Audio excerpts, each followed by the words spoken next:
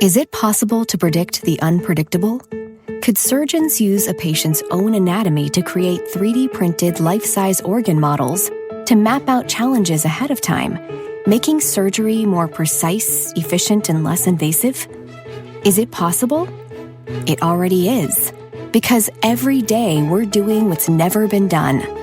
Learn more at mayoclinic.org/possible. Mayo Clinic. You know where to go. When it comes to quality sleep, Ashley has you covered with top mattress brands at winning prices and with special financing options available. You can snooze now and pay later. Plus, your mattress purchase helps give the gift of better sleep to children in need and U.S. Special Operations Forces. Visit your local Ashley store or shop online today and make every snooze count. Financing is subject to credit approval. See store or ashley.com for details.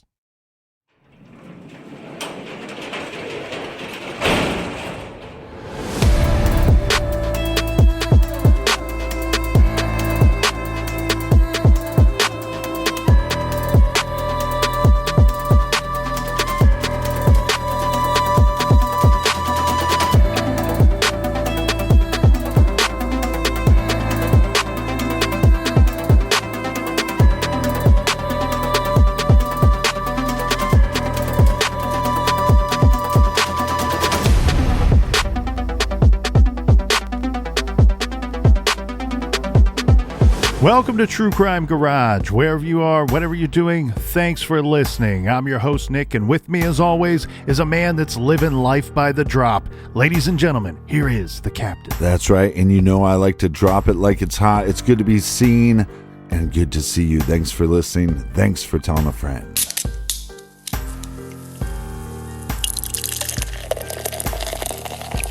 This week we are very excited to be drinking Best Maid Sour Pickle Beer brewed in the big beautiful state of Texas by the brilliant brewers and crew over at Martin House Brewing Company. Captain, this week's case takes us back to Texas, Austin, Texas once again. And when we were in Austin, several fine, wonderful listeners said to us, hey, while you guys are here, you have to try Best Maid Sour Pickle Beer from Martin House. And these fantastic people were spot on.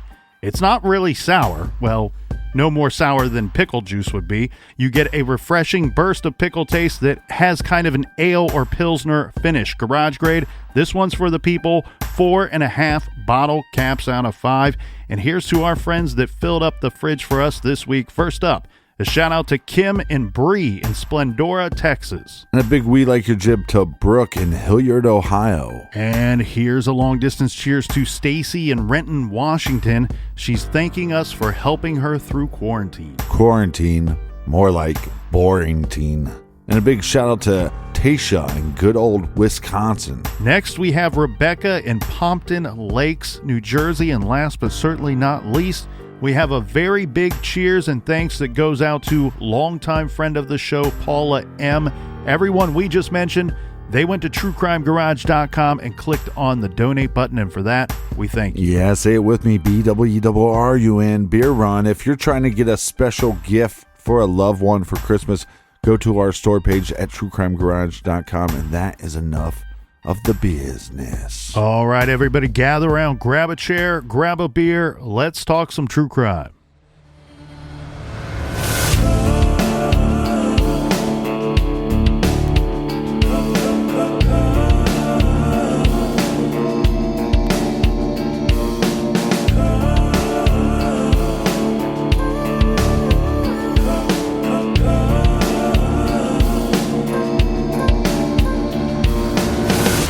In the early 1990s, several unforgettable billboards were popping up in and around Austin, Texas. These billboards were not put up with the purpose of advertising for a great restaurant located at the next exit off of Texas Highway 130. And these billboards didn't stare at the passing cars to influence your next cable provider choice.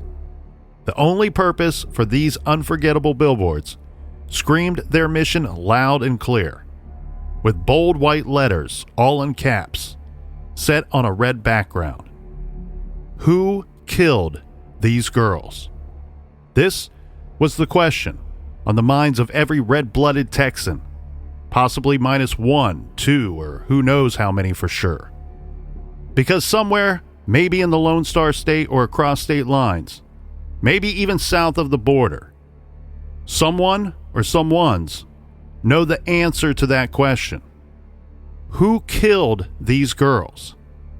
The question posted on the billboards centered just below what looks to be 4 school photos. The pictures are of Amy Ayers, Jennifer Harbison, Sarah Harbison, and Eliza Thomas. These are the 4 victims of an infamous crime known as the Yogurt Shop Murders. The 4 girls ranged in age from 13 to 17. The Yogurt Shop Murders are a still unsolved quadruple homicide taking place at the local I Can't Believe It's Yogurt Shop on a Friday night in Austin, Texas. The crimes committed that night were many, they were fast, and they were brutal. These girls were killed on December 6th, 1991. The unknown assailant or assailants started a fire in the stockroom of the yogurt shop before fleeing into the night. An on-duty patrolman noticed the fire. It was close to midnight. He rushed to the smoke coming from the I Can't Believe It's Yogurt located in a strip plaza, 2949 West Anderson Lane. He called it into dispatch. Firefighters arrived on the scene and began knocking the fire down. Once they entered the small Northwest Austin yogurt shop, one firefighter motioned to the other, pointing to a charred foot, and then they started finding bodies. Austin police were called, and the lone homicide detective working that night got the call that no one wants to receive, even the most seasoned of detectives. 2 fatalities, suspected arson, suspected homicide, looks like gunshot wounds, the dispatcher called out over the police radio. APD Sergeant John Jones was en route. Minutes later, the dispatcher tells Jones they found another body, and as he drives closer, a cop at the scene radioed, "Jonesy, make that 4." On the scene, Jones got to work.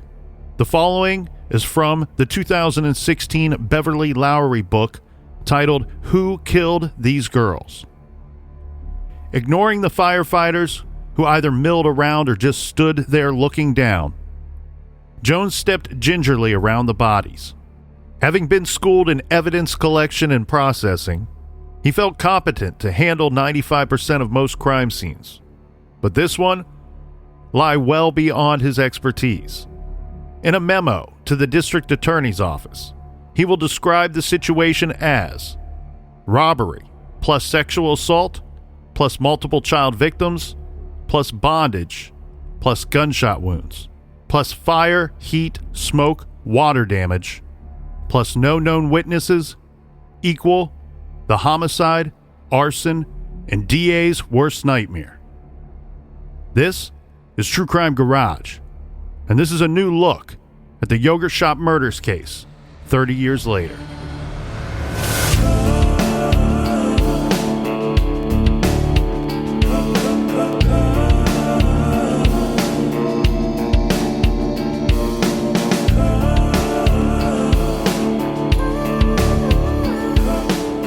Later this week will mark 30 years since some kind of monster or monsters committed the horrific Yogurt Shop Murders, and the Austin Police Department and the FBI are still on the hunt for those responsible. Some of the following was taken from a recent ReportingTexas.com article. The 4 teenage girls were brutally murdered on a Friday night at a yogurt shop in North Austin in December of 1991. The girls' families and those who worked decades trying to find and prosecute their killers say the 30th anniversary of their murders approaches with no sense of closure. The murders remain unsolved, and experts say that crimes lacking resolution can leave a psychological impact on an entire community. But new state and federal efforts, as well as a promising DNA lead, have brought renewed hope for answers and justice. The details of the crime, including the subsequent investigation and criminal trials that followed, have been well documented. Jennifer Harbison and Eliza Thomas, both 17, worked at the I Can't Believe It's Yogurt on West Anderson Lane. Jennifer's sister, Sarah Harbison, 15, and Amy Ayers, 13, arrived at the yogurt shop around closing time on December 6, 1991, with plans to attend a sleepover together. Amy was an 8th grader at Burnett Middle School, and the other girls attended Lanier High School. They were shot in the head and gagged with their own clothes. Their bodies were stacked on top of one another before being set on fire. Authorities arrested 4 suspects, but this was almost 8 years later, in October of 1999. Only 2 of the 4, Robert Burns Springsteen and Michael James Scott, stood trial, and both were convicted. Springsteen received the death penalty, and Scott got life in prison. But the Texas Court of Criminal Appeals overturned their convictions, ruling that their confessions were improperly used against each other at trial. Springsteen and Scott were released from prison, and prosecutors dismissed all charges against them. In 2017, another potential breakthrough emerged. An Austin detective submitted DNA evidence found in one of the victims into a database that searches YSTR DNA samples, a type of DNA profile that forensic investigators use to identify male relatives of suspects. A match was found. The Austin Police Department requested more information about the identity of the matching donor, but the FBI has refused to release any information, saying a federal statute prohibits it from disclosing identities of anonymous donors. Despite these hurdles, the families have continued to work to keep the case in the forefront. Their efforts have led to new crime-fighting initiatives at the state and federal levels. Quote, "When I heard there were over 19,000 unsolved homicides in Texas, I was really taken aback by that. And I think most people are when they hear that number. When you think about each of those cases, there's a family associated with that," said Mindy Montford, who was the first assistant district attorney for Travis County and one of the prosecutors assigned to the yogurt shop murders case for 4 years. The yogurt shop murders led Montford to work with Texas Attorney General Ken Paxton to form the State Cold Case and Missing Persons Unit on October 19th. The unit will aid and support law enforcement agencies across the state in the investigation and prosecution of unsolved cases. Montford serves as senior counsel for the unit. Angie and Sean Ayers, the brother of the youngest victim, sit on its advisory committee.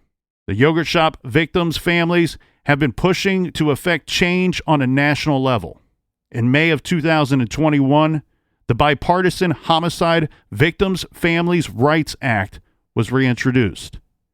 U.S. Representative Mike McCall said, quote, "If a case has been cold for 3 years, it gives the victims the right to petition the local district attorney to re-examine the cold case and take another look at it. It's very much empowering to the families of the victims, and particularly the case like the yogurt shop killings."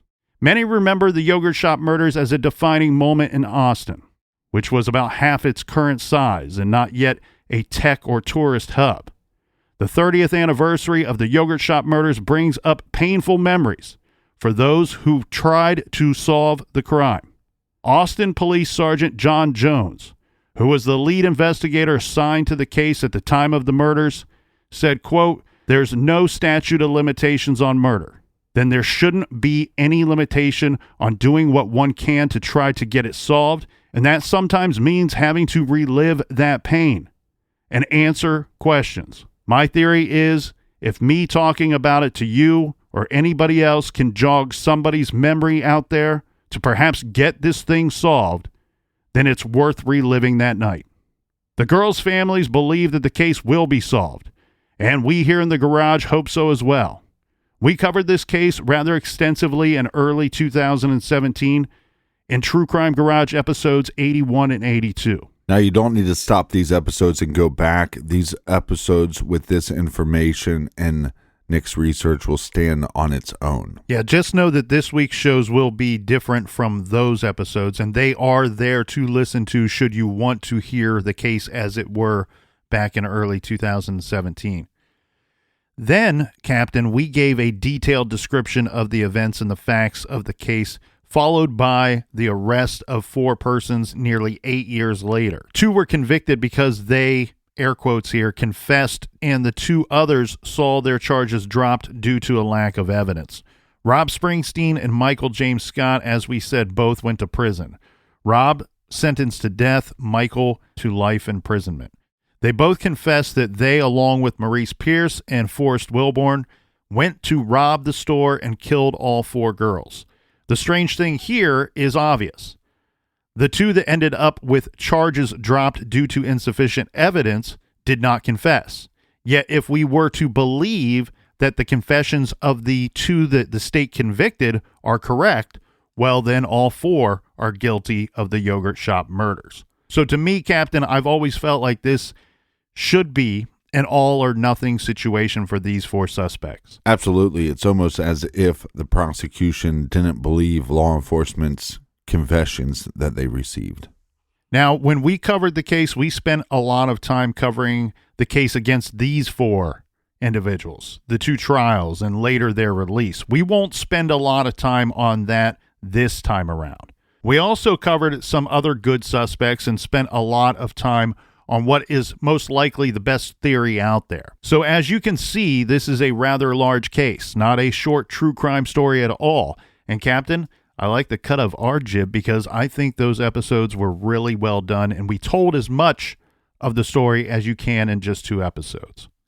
And now, as we are approaching the 30-year marker, well, this is a really good time to revisit the yogurt shop. Let's dive into the facts of this case and the timeline that goes with it. We're going to include some angles, theories, and leads that perhaps were not pursued as doggedly as the 4 men that were arrested, who were just teenagers themselves at the time of the murders. Yes, but first, some background information. Bryce Foods is the company that owns the ICBY store. I can't believe it's yogurt store. And they own dozens of them. Bryce Foods, by 1991, had been in business for 14 years. And the Bryce Foods firm was started by brother and sister Bill and Julie Bryce from Dallas. In 1977, Bryce Foods purchased existing yogurt shops. I'm not sure, Captain, if this location is one of their original stores. As said, they owned many. This location, though, we know that by 1991 has been around for years, and only 2 of the 4 girls that were killed worked there. One of the victims, 17-year-old Eliza Thomas, started working there in early 1991. It's either January or early February. And her friend, Sarah Harbison, started working there in July of 1991. The 2 were friends, and they both attended the same high school. Well, since we've been doing this for 5 years, it seems like every time around December, when it starts and you start feeling that Christmas holiday, there's a couple cases that always come to mind. Obviously, the John Benet Ramsey case, and then this case happening on December 6, 1991. At 6:30 p.m., Eliza arrives home and is getting ready to make her drive to the ICBY store. She was there by 7 p.m. She worked the night before and was said that she had a difficult shift that night before due to a prank phone call from her ex-boyfriend Roger Carducci and one of his pals. So at 7 p.m., Eliza is replacing another employee. Jorge Barney is closing his store. Mind you, this is like a shopping plaza, so we're going to reference some other stores that are nearby throughout this case and timeline. Jorge Barney is closing his store, the Party House. He's the owner of the store. He's owned it for 3 months at this time. He has a Santa on the roof because this is the Party House is where you're going to go get decorations and things for party planning and such. And with the Christmas holiday coming up, he's got Santa on the roof and other decorations going on. He walks 3 stores down to another store. This is called Mr. Gaddy's. And he says that he went there to get some pizza. It's a pizza place. From there, he will take his pizza to go back to his store in his office to eat and do some bookkeeping and watch some TV. He's important because his office shares a wall with the stockroom at the ICBY shop. Eliza, once she arrives and she gets into work, she places her personal belongings in the store's office, which is located in the back of the store, in the area we will refer to as the stock room. This stock room is the room behind the sales counter, which is located in the dining room. The stock room has a walk-in cooler, 2 bathrooms, one designated as men's and the other as ladies, and the shop's small office in this back corner. The office has a locked door and a floor safe. There is a back door to the shop, which is located near the door to the office.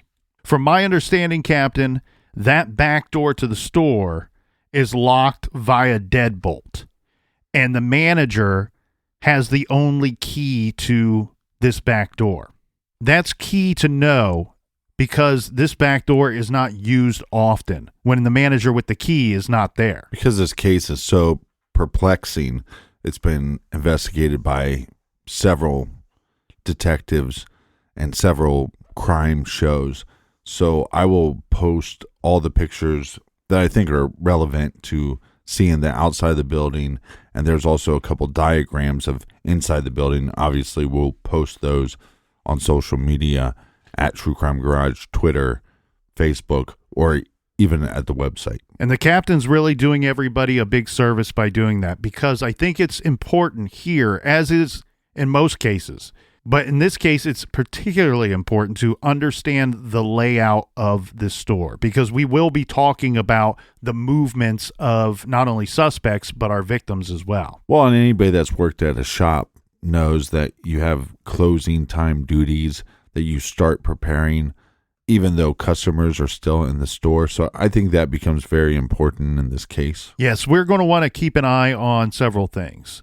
The events leading up to that closing time, as well as those closing duties like you just pointed out, as well as the customers that are coming and going from the shop leading up to closing time. Now, after placing her personal belongings in the yogurt shop's locked office, Eliza will then return the office door key to its designated location, which is under the cash register. Later, Eliza Thomas's personal belongings will be found inside the locked office. Eliza, at this point in our timeline, Captain, she is going to be running the store by herself until 8 p.m. This is when her shift mate, Jennifer Harbison, arrives for the closing shift. Before arriving at the shop for her 8 p.m. shift, Jennifer Harbison will drive her sister Sarah, age 15, and her friend Amy Ayers, age 13, to the North Cross Mall so they can hang out with some friends. We should also note, for those not familiar with Austin, the North Cross Mall is relatively close to the yogurt shop. I believe it's less than 1 mile from the yogurt shop. Note their ages as well, 13 and 15. Right. One of the parents would later say that this was the first time that the two good friends were allowed to go to the mall by themselves. I think we all can look back and remember one of those days, right, Captain, when you're a young teenager and maybe it's the first time that you and a friend are allowed to go somewhere without any type of adult supervision, and you're going to the location being driven by your friend's older brother or older sister who's dropping you off. It feels very adult-like, right? It feels very special to those at that time. And I'm sure that's how Amy and Sarah felt on this Friday night. Yeah, I remember being dropped off at the cinema and being able to play a couple arcade games before we watched the movie. But you're basically just going into a building, watching a movie, and coming out. It was more rare if they would let you walk around and look at multiple shops. Jennifer does everything that we just said, and then she arrives at the ICBY store just before her 8 p.m. shift. She parks her vehicle next to Eliza Thomas's vehicle. Eliza will be running the register, and Jennifer will be taking and filling orders. The store closes at 11 p.m. Bryce Foods, the company, has a pretty detailed closing procedures for the employees. And this is important here because of these closing duties and Jennifer Harbison's and Eliza Thomas's work ethic. we will get a really good idea of when things went down and how things may have gone down. This is because everyone has stated that Eliza and Jennifer carried out the closing duties to a T, completing each task in the very specific order designated by the Bryce Foods Company.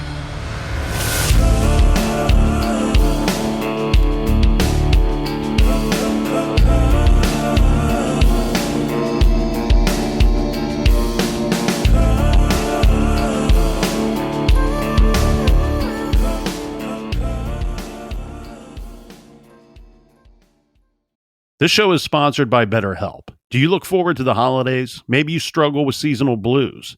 This time of year can be a lot, and it's natural to feel some sadness or even anxiety about it. But adding something new and positive to your life can counteract some of those feelings. Therapy can be a bright spot, something to look forward to make you feel grounded, and to give you the tools to manage everything going on. If you're thinking of starting therapy, give BetterHelp a try.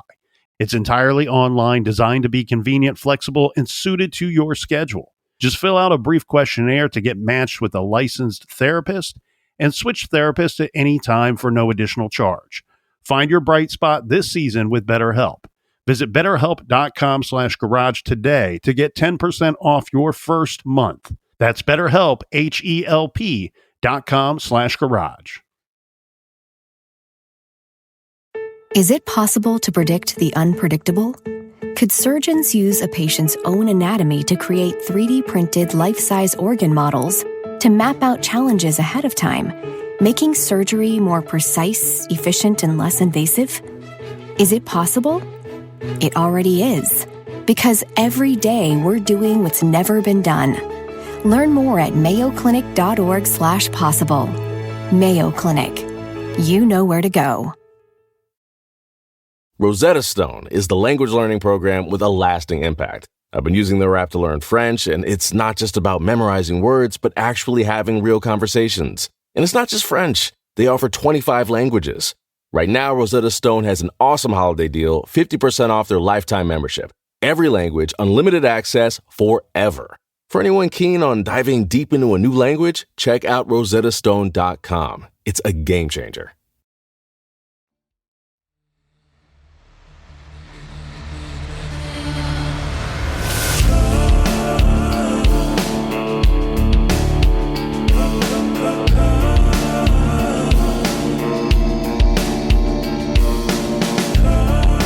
All right, we're back. If you're not signed up on the mailing list, make sure you go to truecrimegarage.com and sign up on the mailing list. And the next week or so, we'll be sending out a nice little promo code for the store page. So if you're not signed up, get signed up today. All the cool kids are doing it. Yes. Cheers to you, Captain. Cheers. All right, Colonel, why don't you go through a list of the closing duties? The yogurt shop closes at 11 p.m. So starting at 10 till 11, the persons working that night, they will lock the front door from the inside. Then they will change the sign from open to closed. And they will leave the key in the lock, in the door. This is done at this time regardless if there are any remaining customers in the store or not. Then they would deposit the money in the floor safe that is in the locked office and then clean up the store. When the store is completely clean, they would remove the key that's in the front door, leave through the front door. Then they would lock the door from the outside, place the key inside of an envelope, and then slide that envelope under the front door. The manager with a key to the store opens the store in the morning and then retrieves the envelope and the key when they arrive. Let's get into some of the ICBY customer testimonials and some of the events that we know happened that night. We have customer Lucilla Jones, who arrives at the yogurt shop and says that when she entered the store, she noticed two teenage boys seated at the table nearest the door. They were approximately between the ages of 14 and 17. And she says they had a sort of hippie look to them. She describes one of them as being between 5'4" and 5'7", inches tall, with medium dark hair, 130 to 140 pounds, possibly Hispanic or Anglo. She does not see the face of the other, so no description of him is given other than he looks to be older and larger than the other boy that she just described. She would give 3 different descriptions of the table throughout the course of the events. There will be a trial in the last 30 years. One of these descriptions says that the boys were focusing in on something that may have been a paper bag centered on the table. Another description that she gives says that she did not see any containers on the table. And then the third description says she did not have a clear view of the table itself. She says that these boys gave her an uneasy feeling, and she didn't think that the boys fit the, quote, normal yogurt shop customers. She orders a yogurt and pays by check and then leaves the store. Now we are at 9 p.m. here, Captain.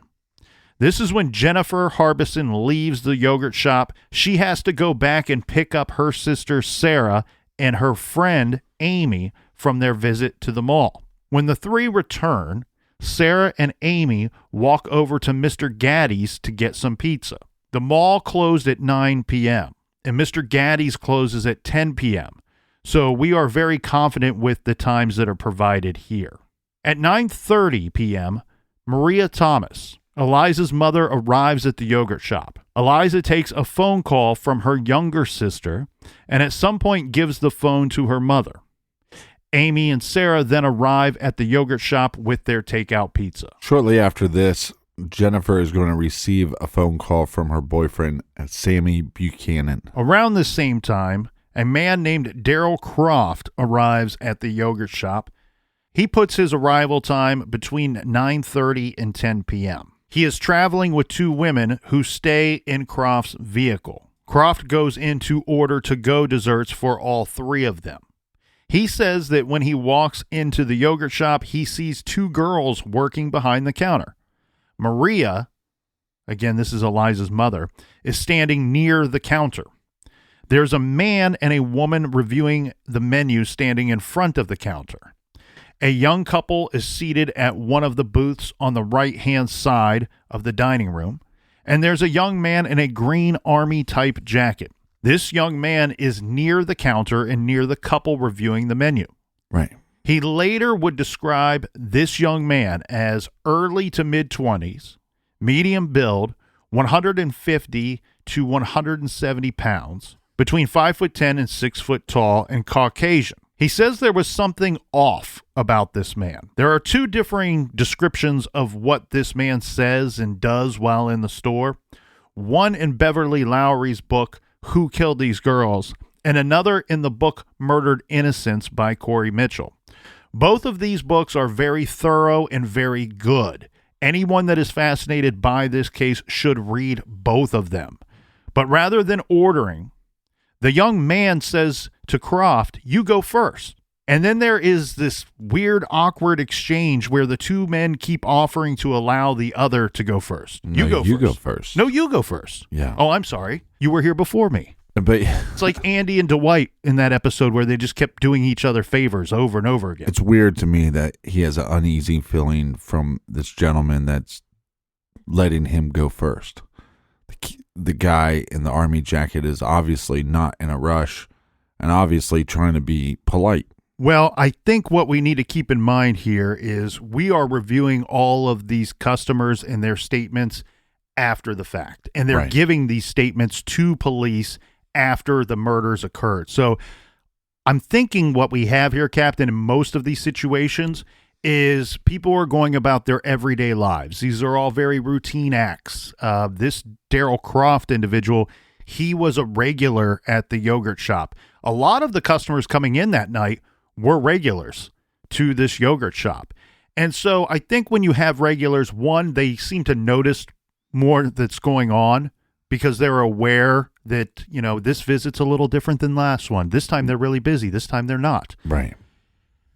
I don't think that most of these people are walking into the yogurt shop that night, observing what's going on and going, ooh, something terrible is here. I sense a presence, a bad element. Something's brewing. I think that it's, we know what happened, and when I left or later that night, or now that I know the outcome, now that I know that 4 girls were killed here, I remember this guy. Something was off about him. Something was weird about this guy, and we're looking for somebody who killed 4 people.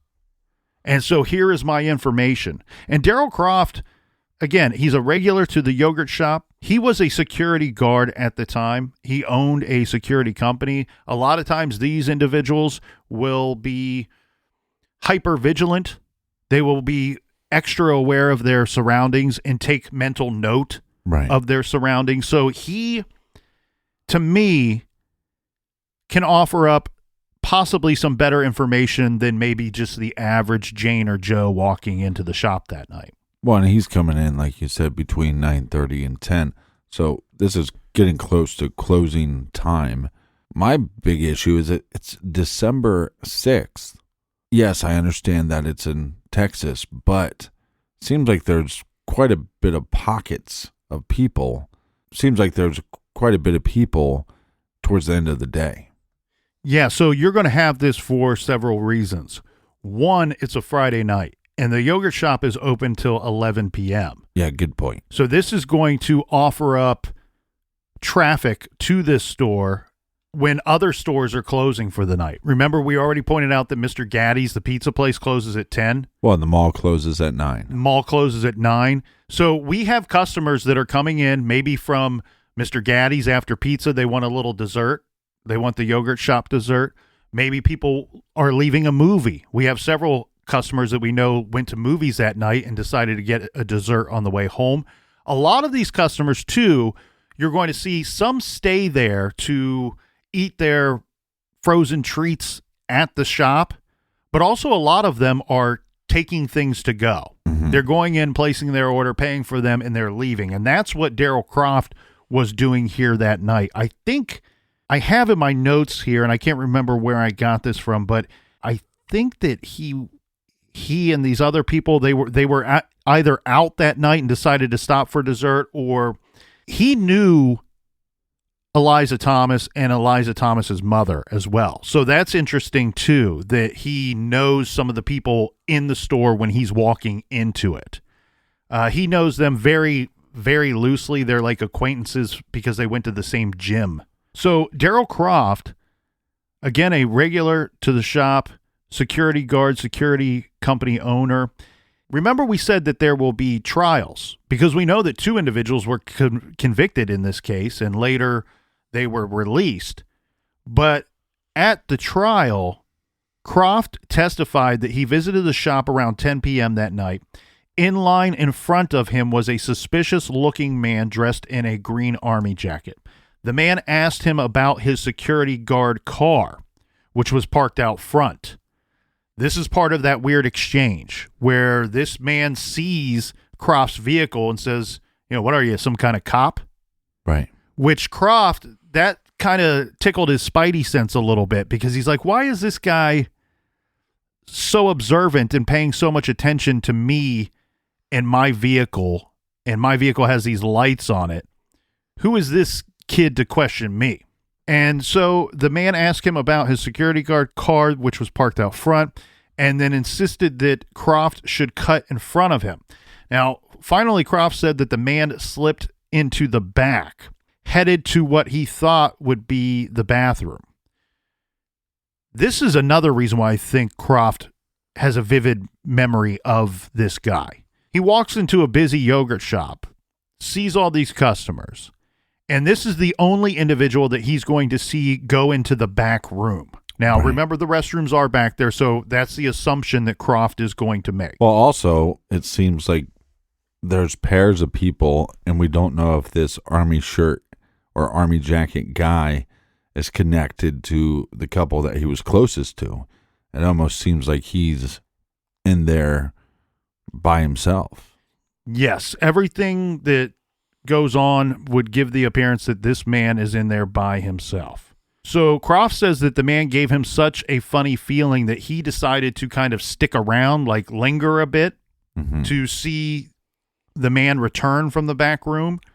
But eventually, he's handed his 3 desserts that he's ordered. He's paid. He's made some chit-chat, tried to hang out a little bit, but eventually Croft will leave. Now, Croft could not identify the suspicious man he saw as being any of the 4 suspects that were later arrested and 2 convicted. Mm-hmm. That's quite interesting to me. Croft is sure that he was there at 10 p.m. based off of his testimony, and later when shown pictures of the 4 guys that were arrested, Maurice, Michael, Robert, and Forrest, again, Croft does not match the suspicious person to any of the 4. Now, from the book Who Killed These Girls, Croft says of Green Army Jacket Man, his voice was deep, clear, and distinctive, and that he has a long, pointy nose. Army Jacket Man then ordered a 7-Up, and Eliza explains that they only have Sprite, and so he orders a Sprite. This before dipping into the back room with the assumption that he went to the restroom. Right. At 10 p.m., James Thomas, this is Eliza Thomas's father, stops by the yogurt shop and says that he sees all 4 girls there in the store at that time. Is he stopping by just to check in on his kids? You know, sometimes that happens where your parents just drop in on you at work when you're a teenager, or is he getting yogurt? This I don't know. I do know that both he and his wife stopped by that night. His wife was there just minutes before. I think they're traveling separate. And I don't know if James was in the process of picking up Eliza's younger sister, right, who had called earlier that night. I think that there was some chance here, Captain, that Eliza's sister was going to find her way to the yogurt shop, and maybe one of the parents or both of the parents were going to retrieve her there. But they very likely stopped in as customers and to see their daughter. At 10:42 p.m., Eliza Thomas rings in the last purchase of the night. Okay? Underline that. Make mental note. Don't forget, 10:42 p.m., Eliza rings in the last purchase of the night. Yeah, 18 minutes before closing. We have our customers' names. This is Tim Stryker and Margaret Sheehan. They will later say that when they get there, they notice only 2 other customers in the store. So by this point in our timeline, right, we have James Thomas, we have the security guard man, Daryl Croft. All these people have left the store by this time. By this point, we have 2 customers coming in, Tim Stryker and Margaret Sheehan. They say that when they arrived in the store, they only noticed 2 other customers in the store at that time. And they would later describe them as large people in hooded jackets sitting in the last booth on the left. This is the booth nearest the cash register. They said that they saw Eliza behind the counter. She's the one that took and fulfilled their order. Right. And they see Jennifer cleaning the dining room. She's wiping tables, refilling napkin holders, and placing chairs on the tables. Margaret Sheehan does not get a good look at these 2 customers, the 2 that are described as large people in hooded jackets. I'm assuming they have hoods on their jackets, but their hoods are not up. This description I'm giving, Captain, is the best one that I have found.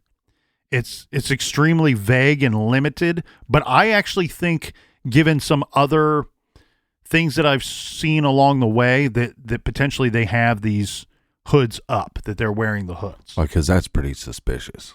So Margaret Sheehan does not get a good look at these 2 customers. In fact, she says that she's not even certain of the gender for either, but based off of their size, she believes that they were both males.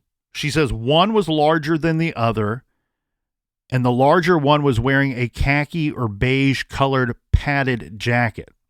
The other man, if it was a man, the other large person, let's say, was thinner with light brown hair. She does not remember seeing any food or drink or containers on the table where the 2 were sitting.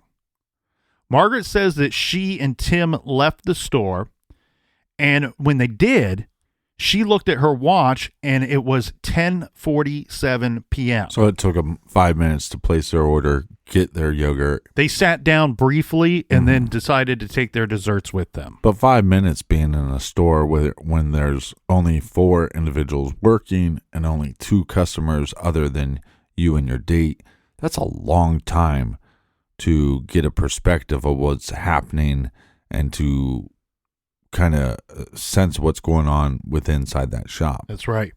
And note again, the time she says was 10:47 p.m. when they left. We also have, when it comes to a lot of these customers, well, all of them, anyone that ordered something and paid for something, we will have the register tape later that's going to kind of give us a timeline of some events as well. But we don't know if these 2 large individuals had any dessert with them or any. All we know is that they're at a booth, they're at a table. It doesn't mean that they're eating anything.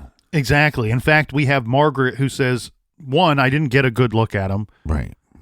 Here's what I do remember, and goes out of her way to say, I don't remember seeing any food, drink, or containers on their table. Well, and this would be, like you said, 3 minutes. They're leaving 3 minutes before they're going to go put that key in that door and lock the door. Yes. Again, this is 10:47 p.m., and she says that when she and Tim left, the 2 people sitting in the booth nearest the cash register were still in the store. Margaret says when she arrived and when she left that she noticed a green car in the parking lot. This green car is a tricky little piece of information, as we don't know if this is a suspect vehicle, right, or a car with no real significance to the murders at all. Yeah, tricky little piece of shit. Or if it was one of the girls' vehicles, because we know that Eliza drove a bright green Carmen Ghia. Right. This is a pisser here, Captain, and in my opinion, a bit of a stumble in the investigation, because we can't say if this is a suspect car or Eliza's or a vehicle that has nothing to do with the murders at all. Well, but maybe law enforcement knows and they just haven't shared that information with the public. This thing went to trial twice. Right. That's your time to share information with the public. When you're going to sentence a man to death and another to life imprisonment, let's lay out the facts of the case. Yeah, but they also charged 2 individuals that confessed that all 4 people were involved, and they only charged 2 people. Here's a stumble in the case, in my opinion, because if we truly are still on the hunt for the individuals responsible for these murders, yeah, this could be important information. Again, I don't think until we have somebody locked up and the proper person convicted that we will know for certain if the suspect drove or suspects drove a green vehicle that night. But the reason why I say that it's a stumble is we could at least eliminate one possibility. And one possibility is that it's Eliza's bright green Carmen Ghia. A Carmen Ghia is a unique looking vehicle. I would have shown Margaret a picture of Eliza's Carmen Ghia and at the very least try to confirm or rule out that as a possibility. Well, I agree with you because that makes the most logical sense. Now, we don't know, Captain, what happens in the next 3 minutes. So our 2 customers left at 10:47. They say that there are 2 male customers left in the store sitting at that booth nearest to the cash register at the time that they left. We don't know if these men left or if these men stayed there and are responsible for the 4 murders. What we do know is within the next hour, that's 60 minutes, all 4 of the teenage girls will be killed. Yeah, so for the next 60 minutes, a lot of horrible shit's going to happen. One thing we don't know for certain, but can assume based off of manager and co-worker statements, Eliza and Jennifer followed the closing procedures to a T. And add to that equation that the 2 workers are teens, right? It's late on a Friday night. They're going to want to get everything done and get out of there with the quickness. So according to the closing duties, the girls would have at 10 till 11 o'clock locked the front door from the inside, whether or not the store was void of customers, and then flipped the sign from open to close and then continued with their closing duties.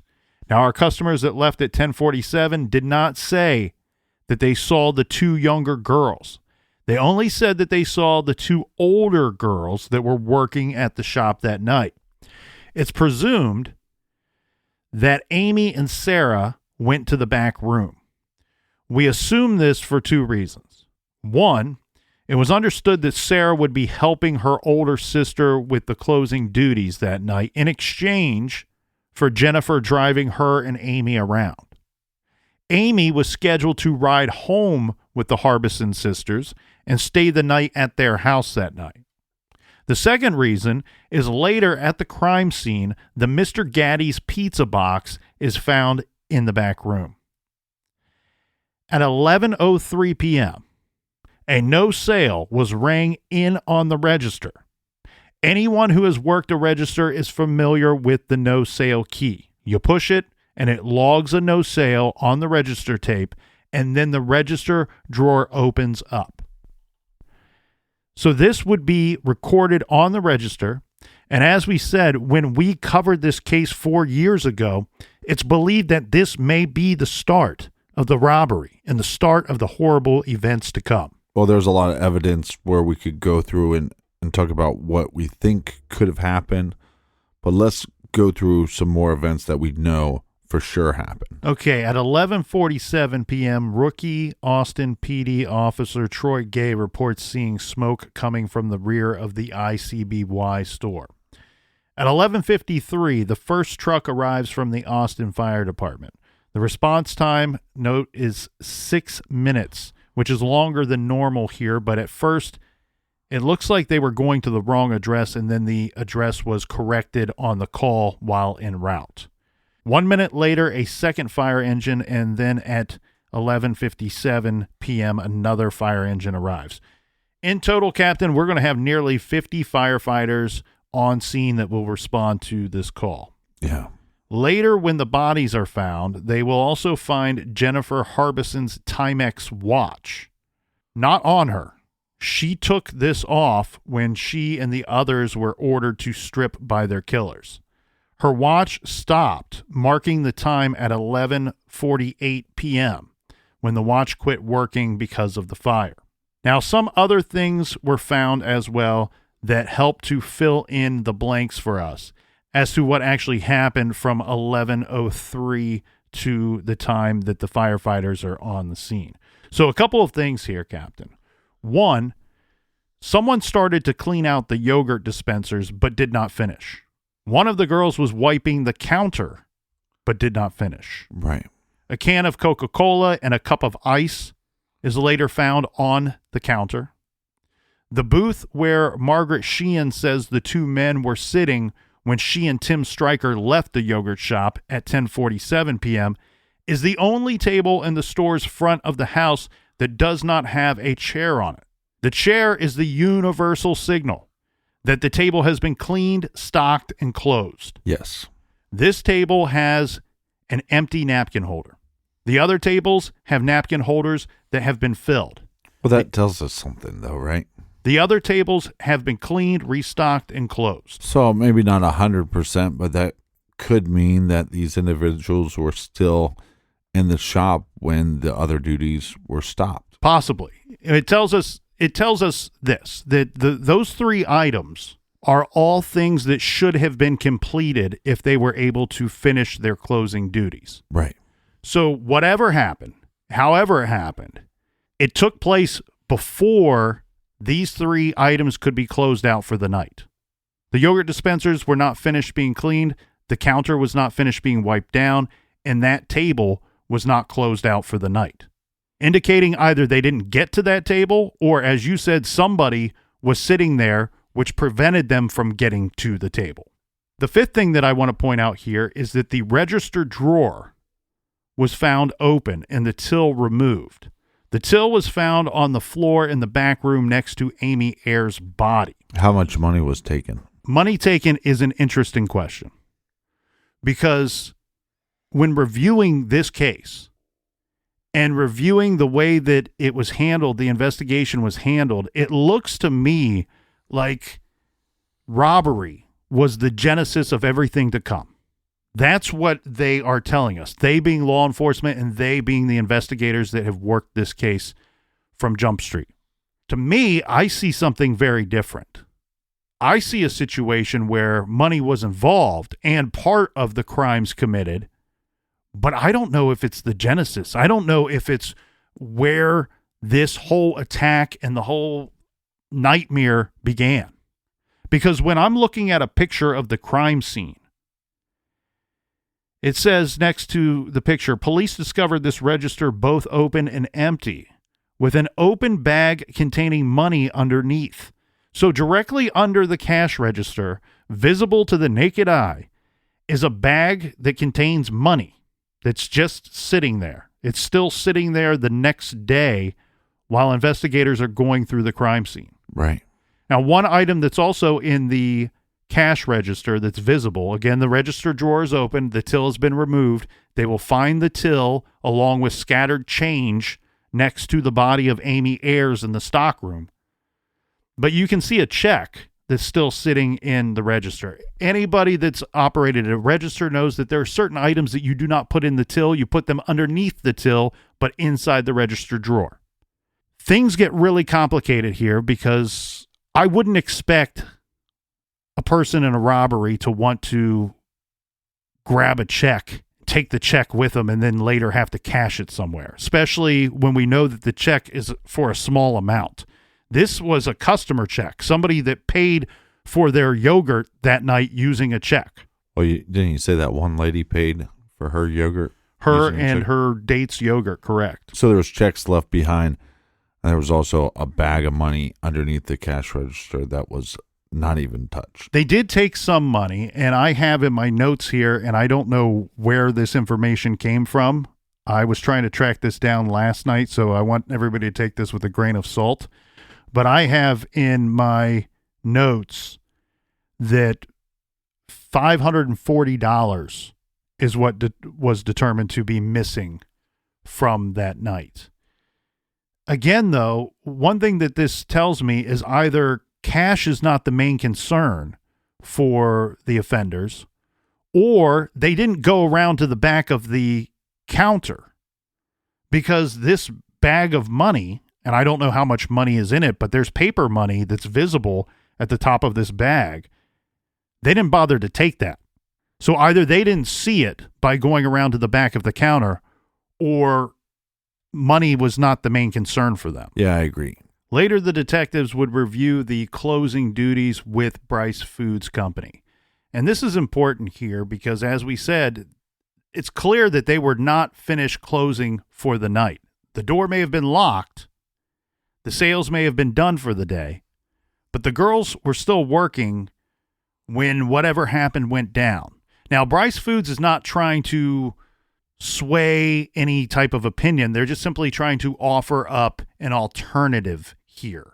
And one being that the no sale button being pushed at 11:03 may not have been the start of the robbery, but could simply have been the start of one of the girls closing out the register. Another thing that they offered up was that the Coca-Cola can and the cup of ice found on the counter could have belonged to one of the girls. That after closing for the night, they decided to get themselves a drink and set this down on the counter, and then things got bad from there. Right. I appreciate the additional information and the thoroughness of Bryce Foods and their involvement in the investigation, but the problem with those two thoughts are a couple of things. We already mentioned the yogurt dispensers. Someone started cleaning them out but did not finish. We also mentioned the counter. Somebody was wiping down the counter but did not finish. This to me indicates that we got two girls working, two girls trying to complete these closing duties, and both of them are interrupted simultaneously. So I think we have a situation where very likely the 11:03 pressing of the no sale key is probably the start of the robbery. And this probably took place shortly after one individual orders a Coca-Cola and a cup of ice. Sets it down on the counter. Girl turns around, gun in the face, open up the register. This is a robbery. Right. From there, they're probably going to usher all of the girls into the back. And I say probably because we do not know. We do not know the point of entry for the attackers. Because at this point, we have three possibilities. One would be the front door. However, the front door is locked. So we can go ahead and cross that one out. But if our killers came through the front door, that means they came through that front door before the girls locked it at 10 till 11 that night. And that means it was the two guys sitting in the booth. Or the state's case against the four guys that they would later arrest 8 years later was that the killers came in through the back of the house, through that back door. That Robert Springsteen at some point went into the shop and wedged the back door open using, I think it was a empty pack of cigarettes. And in his confession states that he jimmy rigged that door so that it would remain open, that you could pull it open from the outside, gaining access to the store from the back. But it was positioned in a way that persons from the inside, it would not be obvious to them that the door was not closed, not latched, not locked. Right. This is still possible. However, this begs the question, well, then why didn't the perpetrator take that bag of money? Because now if you have our killers, our attackers, our robbers, and we're told that the genesis of everything that's about to happen starts from a planned robbery from these four young men, still boys at this time, that they entered through the back with the main purpose of robbery and then went to the front, approached the girls, and went to the register and started taking the till and money from the register. The problem with that is then why didn't they take that bag of money that was sitting underneath the register? I don't think that the robbers / killers ever saw that bag of money. I think that the attack came from the other side of the counter. The girls were surprised, and the girls were corralled into the back of the store to where our killers then discovered two additional girls or knew that they were already back there. Well, this crime could have been committed by one individual, two individuals, or possibly more. I think sometimes people lean to the fact that there was four attackers involved because we have four victims. I would actually lean towards less, two individuals, even possibly one, because if that back door is locked, if you're in that building before they lock that door with a weapon or with a gun, you can easily control that situation. Yes, and there's evidence at the scene that will suggest that the number of attackers was either 2 or 3 persons.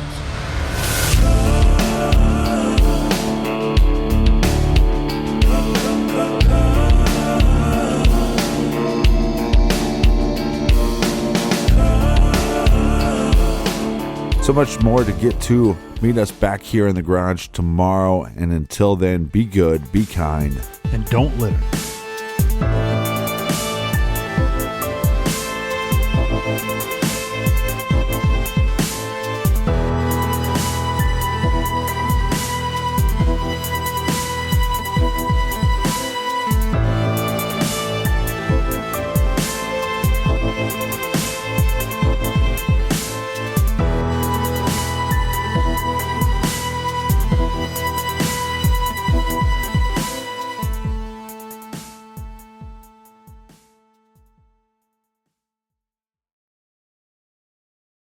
Is it possible to predict the unpredictable? Can 3D printed life-size organ models help to map out complex surgeries ahead of time? Is it possible? It already is right here. Mayo Clinic. You know where to go.